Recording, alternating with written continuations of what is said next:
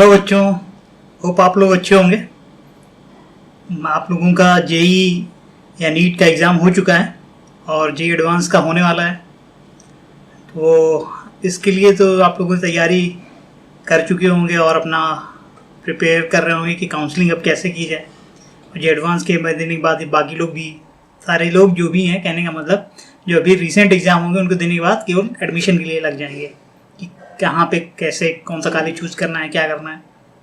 चलिए वो तो चीज़ें आपकी होती रहेंगी। बाकी जो नए बच्चे आ रहे हैं उनके लिए सेशन तो थोड़ा लेट हो चुका है, लेकिन इसका कोई फ़र्क नहीं पड़ता है क्योंकि सेशन सबके लिए लेट हो रहा है। सबको उतना ही परेशानी लगेगी जितना बाकियों को लगेगी। हमें केवल ये करना है कि हमें अपने आप को कंटिन्यूअस एफर्ट डालते रहना है, अपनी तैयारी करते रहना है। तो यहाँ पे हम लोग अभी देखिए 12 के बच्चों का मैं फिजिक्स पढ़ा रहा हूँ और मैथ्स 11th का ले रहा हूँ। तो फिजिक्स में हम लोग विद्युत क्षेत्र के बारे में पढ़ चुके थे। अब आगे विद्युत क्षेत्र रेखा के बारे में पढ़ेंगे। तो चलिए पढ़ाई करते रहेंगे, बीच में बातें भी थोड़ी बहुत करते रहेंगे जैसे आपको बोरियत ना लगे क्लास में। चलिए हम लोग स्टार्ट करते हैं। पहले अपने स्क्रीन पे पहुंचते हैं। हाँ बच्चों, तो देखिए विद्युत क्षेत्र रेखाएं क्या होती हैं, इसको समझने से पहले जरा हम लोग थोड़ा फ्लैशबैक में पहले जाते हैं।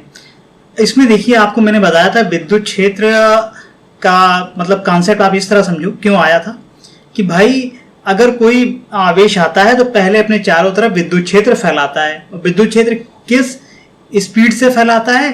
प्रकाश की गति से फैलाता है। ठीक है, ये सब मैंने बताया था क्यों कारण होता है। विद्युत क्षेत्र बनाने का कॉन्सेप्ट क्या कारण था, ये सब मैंने लेक्चर में आप पिछले वाला देखिए, उन्हें समझ में आएगा आपको। ठीक है, उसने विद्युत क्षेत्र बनाया। अब उस विद्युत क्षेत्र में अगर कोई अन्य आवेश आता है जिसको हम लोग टेस्ट चार्ज बोलते हैं, ठीक है ना, परीक्षण आवेश जिसको बोलते हैं, तो वो उस पर आकर्षण या प्रतिकर्षण का बल लगाता है। ठीक है, अब ये सारी चीजें थ्योरी में सही लग रही थी। विद्युत क्षेत्र किसी बिंदु आवेश की वजह से क्या होगा ये भी हमने 1/4 पाई एप्सिलॉन नॉट क्यू के बटे आर स्क्वायर ये निकाला था। लेकिन इस चीज को देखने में हमको सोचने में थोड़ा मदद नहीं मिल रही थी कि भाई एक आवेश दूसरे आवेश पे कैसे बल लगाता है उसके क्षेत्र में जब आता है। तो इन सभी चीजों का निवारण कर दिया था माइकल फैराडे ने। माइकल फैराडे ने एक बढ़िया कॉन्सेप्ट बनाया विद्युत क्षेत्र रेखा का।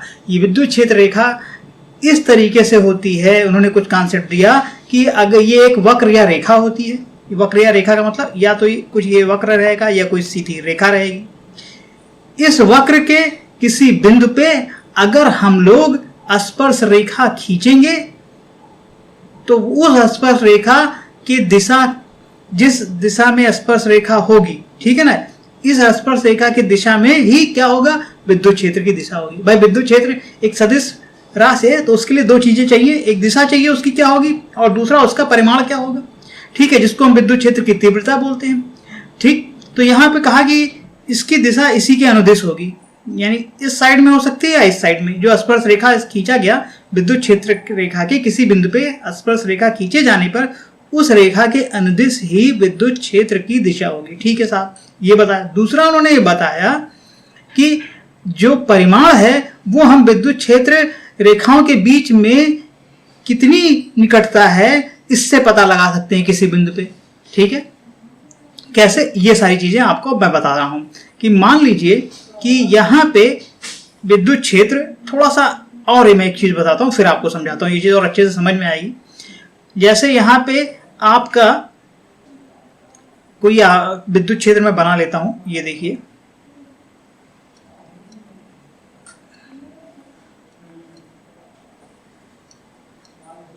ये विद्युत क्षेत्र बना लिया मैंने। अब मैं समझाऊंगा तो आपको समझ में थोड़ा सा ज़्यादा आएगा। ठीक है, तो उन्होंने कहा कि हम लोग मान लीजिए ये बिंदु ए है, ठीक है, और यहाँ पे ये बिंदु बी है। तो ए बिंदु पे हम लोग एक क्षेत्रफल जिसका परिमाण 1 यूनिट का है, एक क्षेत्रफल जिसका परिमाण 1 यूनिट का है उसको बना लेते हैं। ये दोनों क्षेत्रफल बराबर हैं, इकाई क्षेत्रफल इनका है। जिस क्षेत्रफल से, और क्षेत्रफल इस प्रकार होता है कि विद्युत रेखाएं इस पे लंबवत होती हैं। पहला तो सर दोनों चीजें समझिए आपको, विद्युत क्षेत्र किस बिंदु पे ज्यादा है, ए पे या बी पे, इसको ज्ञात करने के लिए क्षेत्र ए पे हमने इकाई क्षेत्रफल का एक आकार बनाया। वो क्षेत्र सतह बनाया और वो सतह इस प्रकार है कि विद्युत रेखाएं इस पर लंबवत है दोनों जगह पे, यानी दोनों क्षेत्रफल बराबर है। अब जिस सतह से ज्यादा विद्युत रेखाएं पास होंगी वहां पे क्या होगा, विद्युत क्षेत्र ज्यादा होगा। तो परिमाण भी इस तरीके से पता कर सकते हैं। तो ये एक तरीका उन्होंने बताया। तो यहाँ पे आप देखिए, यहाँ से 3 लगभग गुजर रही है, यहाँ से 1 रेखा गुजर रही है। तो यहाँ पे विद्युत क्षेत्र ए पे बी के अपेक्षा ज्यादा हो जाएगा, ए के अपेक्षा बी पे क्या हो जाएगा, ज्यादा हो जाएगा। तो ये एक तरीका उन्होंने बताया था। ये एक काल्पनिक रेखा है, जो रेखा उन्होंने ये सब खींची हुई है, एक काल्पनिक रेखा है। ठीक, अब इसमें कुछ हम लोग गुण देखते हैं, इसके प्रॉपर्टीज देखते हैं एक एक करके और समझते चलते हैं। ठीक है, पहला गुण देखिए, विद्युत क्षेत्र रेखाएं हमेशा एक धनात्मक आवेश पर शुरू होती हैं और एक ऋणात्मक आवेश पर समाप्त होती हैं और बीच में किसी जगह में शुरू या बंद नहीं होती हैं। यदि आवेश एकल है तो ये अनंत से शुरू अथवा अनंत पर समाप्त हो सकती हैं। अब इन सब चीज का मतलब मैं समझाता हूं। पहले मैं इस चीज का मतलब आपको समझाता हूं। एकल आवेश का मतलब, एकल आवेश का मतलब मान लीजिए कि कोई धनात्मक आवेश आपका इस प्रकार रखा हुआ है और इसके संपर्क में कहीं पे भी कोई आवेश नहीं आ रहा है। तो इसके संपर्क में अगर कोई आवेश नहीं आ रहा है तो यहां से विद्युत क्षेत्र रेखाएं शुरू होंगी और अंत पे जाके खत्म हो जाएंगी। यहां से विद्युत क्षेत्र रेखा शुरू हुई और अंत पे जाके खत्म हो गई। शुरुआत यहां से हो रही है और अंत कहां पे हो रहा है इसका, बहुत दूर, बहुत दूर अनंत पे हो रहा है अंत इसका।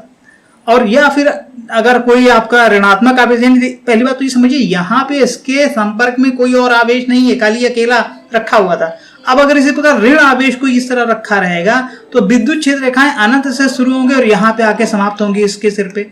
ठीक है, इस पे शुरू हुई, यहाँ पे समाप्त हो गई, यहाँ से शुरू हुई, इस पे समाप्त हो गई, यहाँ से शुरू हुई, अनंत से शुरू हुई, यहाँ पे समाप्त हो गई। तो अनंत से शुरू होती है और इसके सतह पे आके समाप्त हो जाती है। ये पहली बात। तो ये दोनों अलग अलग रखे रहते हैं।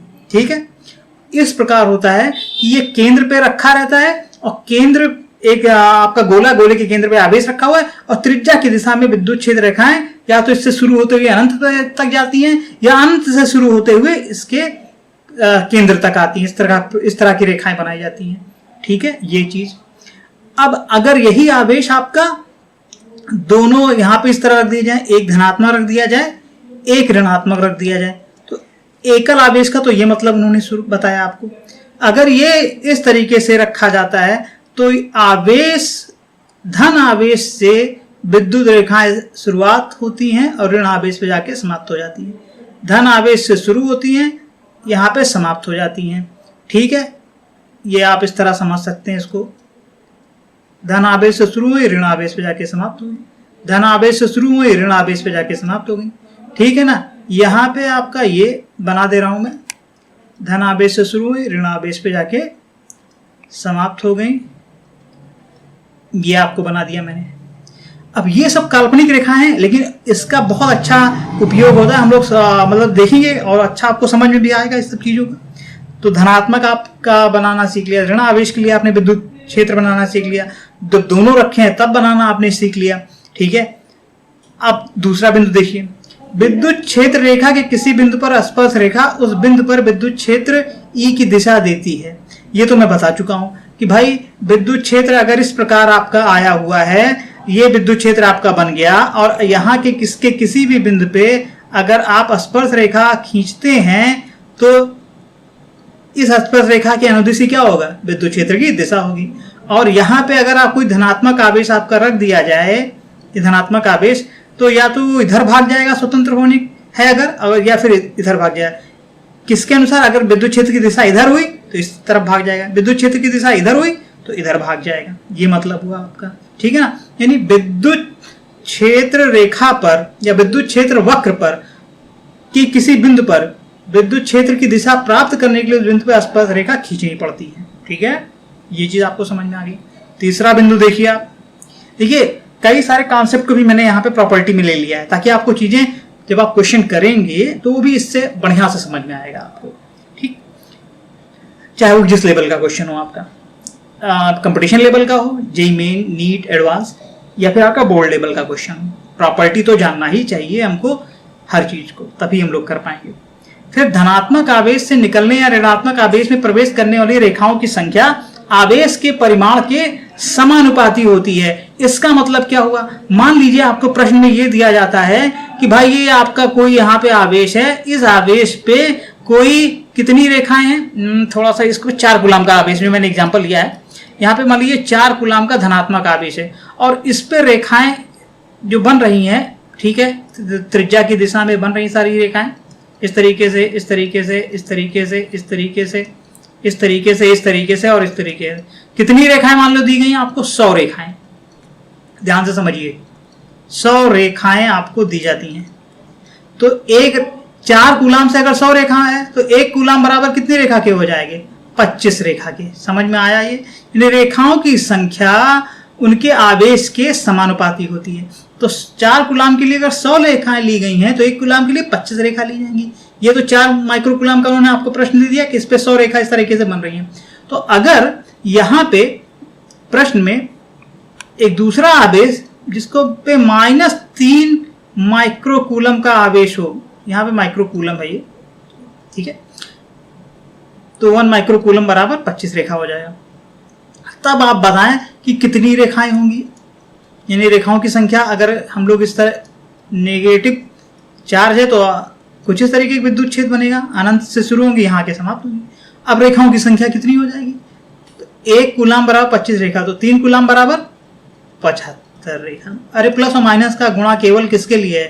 प्लस और माइनस का साइन केवल ये दर्शाने के लिए कि धनात्मक है या ऋणात्मक है। रेखा का तो उससे कोई मतलब नहीं है। रेखा कितनी रेखाएं हो जाएंगी? 75 रेखाएं इस पे हो जाएंगी।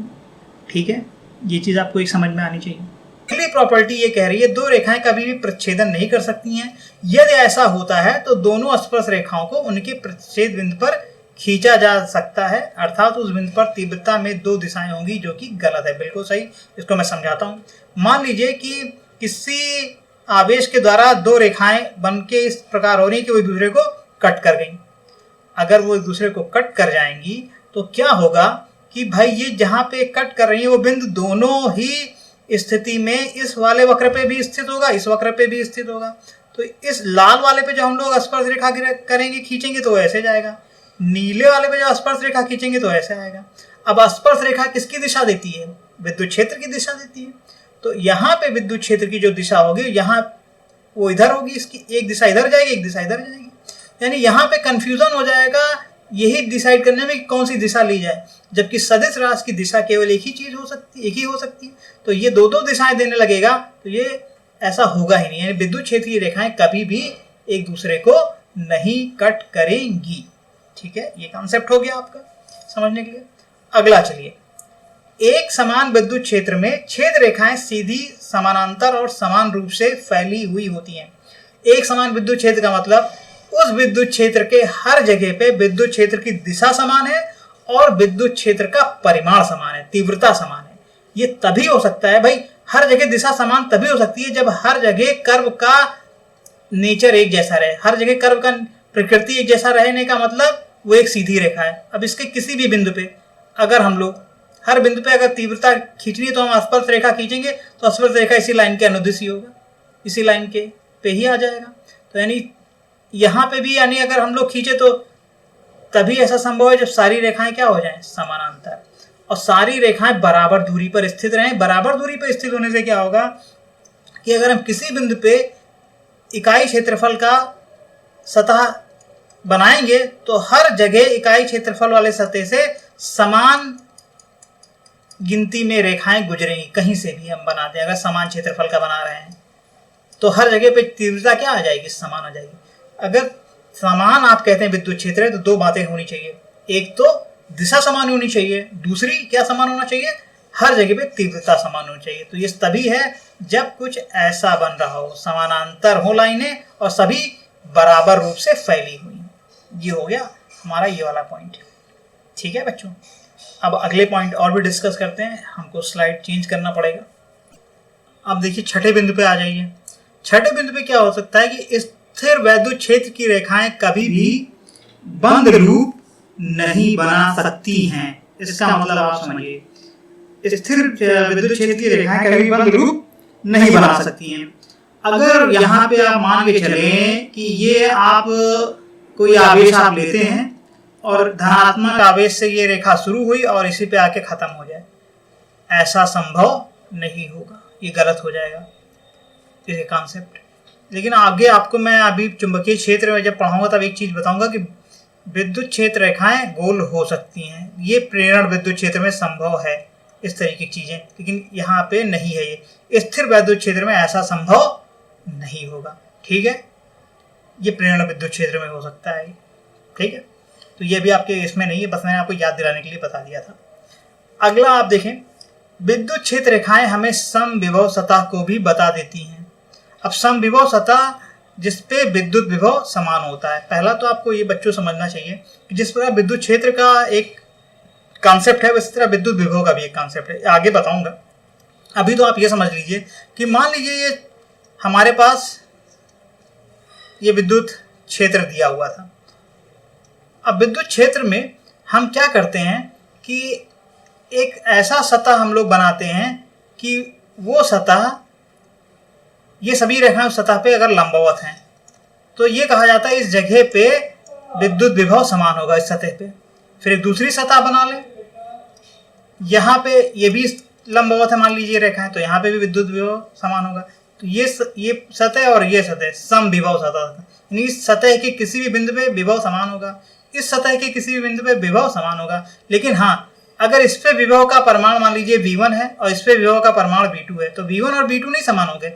V1 हर जगह इस पे समान होगा, V2 हर जगह इस पे वाले सतह पे समान होगा। तो विभव जो समविभव सतह होती कैसे बनाई जाती है, वो हमेशा विद्युत क्षेत्र के लंबवत होती है। अगर आपको यहाँ पे मैं ये कहूँ कि ये आपका विद्युत क्षेत्र की दिशा दी हुई है, अब आपको समविभव सतह बनानी है, तो आप कैसे बनाओगे? कुछ नहीं करना है। आप क्या करेंगे भाई, ये केंद्र पे रखा हुआ है। हम जानते हैं कि अगर त्रिज्या से कोई भी गोला होता है तो गोले से जो त्रिज्या जाती है वो उसके सतह पे क्या होती है, लंबवत होती है। तो ये एक गोला बन जाएगा जिसकी सतह क्या हो जाएगी, समविभव सतह हो जाएगी। फिर एक दूसरा गोला बना दीजिए, ये दूसरी समविभव सतह हो जाएगी। इस गोले के अंदर वाले गोले के हर बिंदु पे विद्युत विभव समान होगा, इसी तरह बाहर वाले गोले के हर बिंदु पे विद्युत विभव समान होगा, पर इन दोनों गोलों पे आपस में विद्युत विभव का अंतर होगा। इस पे अगर आप V1 ले रहे हैं, इस पे अगर आप V2 ले रहे हैं, ठीक है। तो ये एक कॉन्सेप्ट है। फिर यह क्या कहता है, विद्युत क्षेत्र रेखाएं हमेशा उच्च विभव क्षमता से निम्न विभव क्षमता की दिशा में प्रवाहित होती हैं। हाँ, अगर अब ये भी एक कॉन्सेप्ट है, यहाँ पे इस सभी जगह पे विद्युत विभव V1 है और यहाँ पे विद्युत विभव V2 है। तो V1 और V2 में से कौन अधिक है, तो हमें ये होता है जो क्षेत्र रेखा की दिशा होती है वो उच्च विभव से निम्न विभव की तरफ होती है। तो V1 वाला विभव ज्यादा होगा, V2 वाला विभव कम होगा। इसी तरह क्षेत्र की दिशा अंदर से बाहर की तरफ है, तो अंदर से बाहर की तरफ है तो उच्च विभव क्षमता से निम्न विभव क्षमता की तरफ विद्युत रेखा जाएगी, तो V1 और V2 से बड़ा होगा। तो अगर आपको कोई विद्युत क्षेत्र दिया है, समझिए इस चीज को, और आपको विद्युत क्षेत्र अगर दिया दिशा आप उसकी आराम से पता है आपको, तो यहाँ पे अगर आपसे कोई पूछे कि बिंदु A है और ये बिंदु B है, ठीक है, कहाँ पे विद्युत विभव ज्यादा होगा, तो सीधी सी बात है VA पे विभव VB के विभव से ज्यादा होगा। क्यों ज्यादा होगा, क्योंकि जो इसकी दिशा होगी उच्च विभव से निम्न विभव की तरफ जाएगी, उच्च विभव से निम्न विभव की तरफ विद्युत क्षेत्र की दिशा होती है, ठीक है, ये समझना है।